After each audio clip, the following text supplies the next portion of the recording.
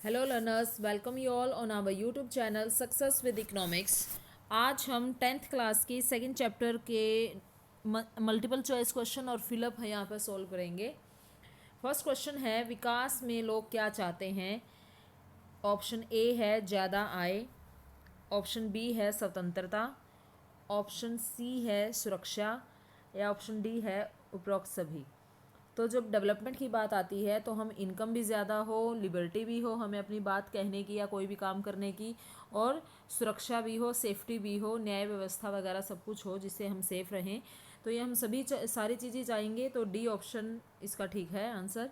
उसके बाद है कुल राष्ट्रीय आय तथा डैश के भागफल को प्रति व्यक्ति आय कहते हैं। तो इसका ऑप्शन रहेगा कुल जनसंख्या। मैं आपको इसका फॉर्मूला बता देती हूँ। जब नेशनल इनकम हम निकालते हैं, नेशनल इनकम NY से इसको डिनोट करते हैं, तो हम क्या करेंगे, पर कैपिटा इनकम और पॉपुलेशन को मल्टीप्लाई करेंगे। लेकिन जब हम निकाल रहे हैं पर कैपिटा इनकम, एक व्यक्ति की आय प्रति व्यक्ति, पर कैपिटा इनकम में हम क्या करेंगे, नेशनल इनकम को पॉपुलेशन से डिवाइड कर देते हैं, तो एक व्यक्ति की आय आ जाएगी। तो इसका जो सेकंड का आंसर रहेगा वो है बी। उसके बाद है, निम्नलिखित में से कौन सा सतत विकास का उद्देश्य है। सतत विकास का यहाँ पर मतलब है सस्टेनेबल डेवलपमेंट या धारणीय विकास भी इसको कहते हैं, जिसमें क्या होता है कि हम जितने भी हमारे पास प्राकृतिक संसाधन हैं या जो भी हमारे पास इकोनॉमिक रिसोर्सेज हैं उनका हम इस तरीके से यूज़ करें कि हमारी आज की आवश्यकताएं भी पूरी हो जाएं और आने वाली पीढ़ी के लिए भी संसाधन बचे रहें। तो जो मेन धारणीय विकास का उद्देश्य है, प्रदूषण में भी कमी की जाए, तभी तो जब हम प्रदूषण कम करेंगे तभी हमारे जो रिसोर्सेज हैं वो बच पाएंगे, प्रति व्यक्ति आय में वृद्धि हो। अब ऐसा भी नहीं है कि आज की सारी ज़रूरतों को हम रोक दें और बस संसाधनों को बचा के ही रखें। हमें संसाधनों का इस तरीके से यूज़ करना है कि लोगों की इनकम भी बढ़े, प्राकृतिक संसाधनों का संरक्षण, उनका बचाव। तो ऑप्शन क्या रहेगा, डी, क्योंकि सतत विकास का उद्देश्य ये तीनों ही हैं, तो डी ऑप्शन में उपरोक्त सभी। उसके बाद है क्वेश्चन नंबर 4, विश्व बैंक विकास के लिए देशों का वर्गीकरण करने के लिए क्या मापदंड अपनाता है। वर्ल्ड बैंक इंटरनेशनल ऑर्गेनाइजेशन है, सभी जो देश हैं अपने किसी भी, एक ये लगा लो अपने देश की आवश्यकताएं या इकोनॉमिक डेवलपमेंट को अगर उन्होंने पूरा करना है तो वर्ल्ड बैंक से ये लोन लेते हैं सभी इकोनॉमी, सभी देश। तो ये जो वर्ल्ड बैंक है ये देशों को विकास के लिए अगर देशों को क्लासिफाई करना है तो क्या मापदंड है, क्या मेजरमेंट है, वो है पर कैपिटा इनकम। याद रखना, प्रति व्यक्ति आय के आधार पर ही जो विकास है विश्व बैंक द्वारा देशों का वर्गीकरण किया जाता है। उसके बाद है पांचवा क्वेश्चन, किस राज्य में प्रति व्यक्ति आय सबसे अधिक है।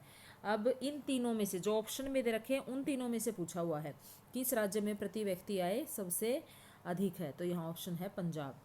किस राज्य में शिशु मृत्यु दर सबसे कम है, तो यहाँ तीनों में से ये बताना है कि किस में शिशु मृत्यु दर सबसे कम है, केरल में। किस राज्य में साक्षरता दर सबसे कम है, बिल्कुल जहाँ पर पढ़ाई लिखाई बिल्कुल कम है वो है बिहार। किस राज्य का मानव विकास सूचकांक सबसे ऊपर है, वो है केरला का। किस देश का मानव विकास सूचकांक सबसे ऊपर है, वो है, अब वैसे अगर हम देखें पूरे वर्ल्ड में तो नॉर्वे कंट्री का HDI मानव विकास सूचकांक को इंग्लिश में कहेंगे HDI, ह्यूमन डेवलपमेंट इंडेक्स। तो वैसे अगर हम देखें पूरी दुनिया में तो नॉर्वे कंट्री है जिसका HDI सबसे ऊपर है, लेकिन यहाँ पर पूछा हुआ है इन तीनों चारों ऑप्शन में से किस देश का मानव विकास सूचकांक सबसे ऊपर है, तो यहाँ पर 4 देश हैं। अब श्रीलंका का HDI ज़्यादा है इन चारों में से। और अब आ गया 10वां क्वेश्चन, जो ये श्रीलंका, म्यांमार, भारत, नेपाल, इन चारों में सबसे कम किसका है, वो है नेपाल का। 2019 में भारत का जो मानव विकास सूचकांक था वो कितना था, 130। मानव विकास रिपोर्ट में सम्मिलित किया जाता है मानव विकास सूचकांक और मानव निर्धनता सूचकांक, तो ऑप्शन रहेगा सी। पाकिस्तान, नेपाल और बांग्लादेश की 2018 की मानव विकास की स्थिति कितनी थी। पाकिस्तान का रैंक 154, नेपाल का 143, बांग्लादेश का 134। 2018 का डाटा है, तो आपसे अगर क्वेश्चन आ भी जाएगा तो वो एट प्रेजेंट का ही ज़्यादातर आपसे पूछने की कोशिश करेंगे। उसके बाद है क्वेश्चन नंबर 14, मानव निर्मित संसाधन कौन सा नहीं है। यानी कि जो मनुष्य ने नहीं बनाया। गांव, हवाई जहाज, ऊंची इमारतें, खनिज।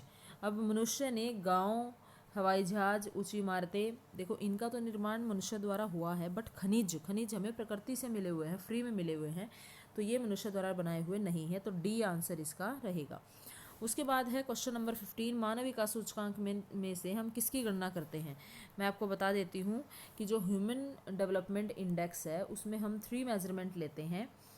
एक है पर कैपिटा इनकम, एक है लाइफ एक्सपेक्टेंसी, जीवन प्रत्याशा जिसको बोलते हैं, जीवन जीने की जो एक मैक्सिमम 100 साल लगा के चलते हैं, 100 में से कोई व्यक्ति कितने साल जीवित रहेगा ये, और लिटरेसी, पढ़ाई लिखाई। तो तीनों को जोड़ के 3 से डिवाइड करते हैं तब HDI निकलता है। तो यहाँ पर ये तीनों ही दे रखे हैं, तो डी आंसर इसका ठीक रहेगा। आज से कितने वर्षों बाद ऊर्जा संसाधनों का संकट खड़ा हो जाएगा। 50 वर्ष बाद ये लगा लो आप, एनर्जी रिसोर्सेज हमारे पास बहुत कम रह जाएंगे। किस राज्य की साक्षरता सबसे ज़्यादा है। पंजाब, केरल, बिहार और उड़ीसा में से पूछी हुई है, वैसे नहीं पूछी हुई, इन चारों में से किसकी ज़्यादा है, तो वो है केरल की। वैसे भी सबको पता है केरला में 90 अबव है जो लिटरेसी रेट है। 2011 की जनगणना के अनुसार भारत में कुल साक्षरता प्रतिशत कितना रहा है, 74.4। 2011 की जनगणना के अनुसार पुरुष साक्षरता दर यानी कि जो मेल हैं वो कितने हैं पढ़े लिखे, वो है 82.14, और जो महिला साक्षरता दर है वो है 65.46। आज भी कई जगह ऐसी है जहाँ महिलाओं को पढ़ने लिखने की स्वतंत्रता इतनी नहीं है या फिर वहाँ पर इतने स्कोप नहीं है। फिलअप देखिए, प्रति व्यक्ति आय, मैंने आपको फॉर्मूला बताया था, प्रति व्यक्ति आय में हम क्या करते हैं, नेशनल इनकम को पॉपुलेशन से डिवाइड कर देते हैं, तो देश की कुल जनसंख्या से हम इसको डिवाइड कर देंगे। आर्थिक विकास का उद्देश्य राष्ट्र की उत्पादन क्षमता में खालिस्तान करना है। आर्थिक विकास का उद्देश्य राष्ट्रीय आय में वृद्धि करना है। HDI ह्यूमन डेवलपमेंट इंडेक्स, अभी बताया मैंने फुल फॉर्म इसकी, पहले भी बताया था। HDI की फुल फॉर्म है ह्यूमन डेवलपमेंट इंडेक्स। मानव विकास 2018 के भारत का विश्व में स्थान कौन सा था, 130। किसी विशेष वर्ष में उत्पादित नवीनतम वस्तुओं के मूल्य के कुल योगफल को कहते हैं GDP, जिसको पूरा इसका जो रूप है या नाम है GDP का वो है gross domestic product. Gross domestic product, जिसको हिंदी में कहते हैं सकल घरेलू उत्पाद। आई होप आपको ये वीडियो बहुत अच्छी लगी है, सभी क्वेश्चन आपको बहुत अच्छे से समझ आए हैं। Please like and share this video. Thank you very much.